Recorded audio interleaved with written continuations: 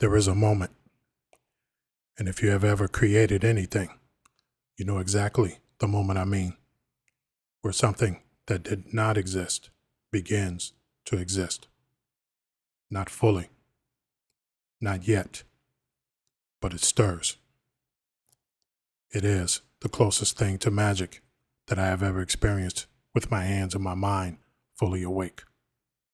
And I have chased that feeling across decades, across mediums, across cities and seasons and versions of myself that I barely recognize anymore. This episode is about that feeling, the whole arc of it, from the first electric spark of conception, through the brutal, unglamorous labor of construction, all the way to the terrifying, sacred act of releasing it into the world and watching it become something you no longer fully own. Welcome back. You're now inside the Continental Exposure Studios universe. I am AE, and you are listening to a conversation about the most intimate thing a human being can do, making something from nothing and then letting it go. Part 1. The moment of conception for a creative idea is unlike any other cognitive experience I know how to name. It arrives sideways, almost never straight on. You are in the shower. You are driving. You are in the middle of a conversation about something entirely unrelated, and your mind, which has apparently been working on something without informing you, suddenly surfaces with the answer to a question you forgot you were asking. I call it the knock, because that is exactly what it feels like.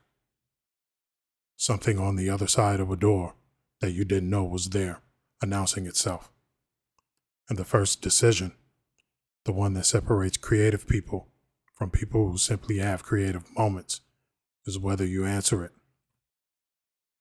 Answer the knock. Whatever you are doing, pull over. Step out. Write it on your hand. Record 30 seconds into your phone. Do something to mark the territory of the idea before the moment passes. Part 2. After the electric moment of conception comes gestation. And gestation is not glamorous. Gestation is the period where you are carrying something that has not yet taken its full shape. You know, with a certainty that is difficult to explain, that there is something real inside the idea, but you cannot yet see the whole of it. You cannot yet hold it up and show it to another person and have them recognize what you recognize. That is where most ideas die. Not from lack of talent, from the accumulated weight of the gap. The writer, Ira Glass, named this the taste gap. Your taste exceeds your ability. You can see exactly how the thing should be. You cannot yet make it be that.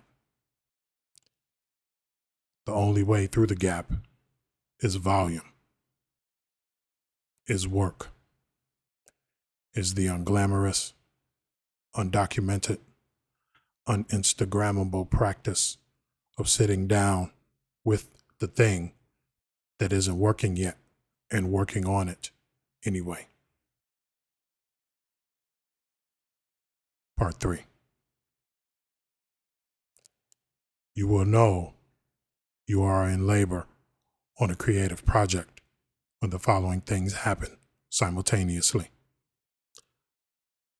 The work is closer to finished than it has ever been, and you have never wanted to abandon it more. This is not coincidence. This is the nature of the process.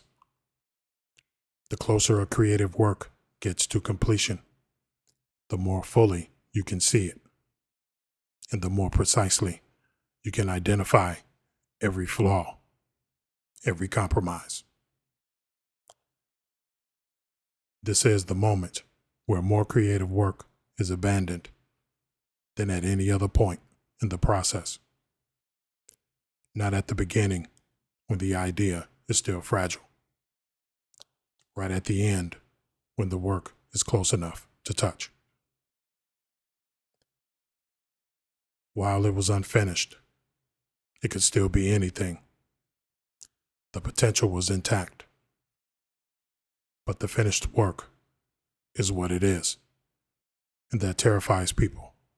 It should. It terrifies me. Push through it. The contraction is not the end of you. It is the work. Opening. Part 4. And then you release it. You press publish. You send the file. You hand the manuscript across a desk. And the release is one of the strangest experiences a human being can have. Because in the moment of release, the idea ceases to be yours. The work, which lived inside you from the moment of conception, steps out of your hands and into the world. And the world receives it according to its own needs, its own timing, its own hungers, not yours. Someone will find in your work something you did not put there. Someone will miss entirely what you were most certain was unmissable. You have to let all of that happen, because the work is no longer yours to protect. The next time the knock comes, and it will come, I want you to be ready. Not ready as in prepared, organized, scheduled. Ready as in willing. Willing to be disrupted. Willing to carry something hard through the hard metal.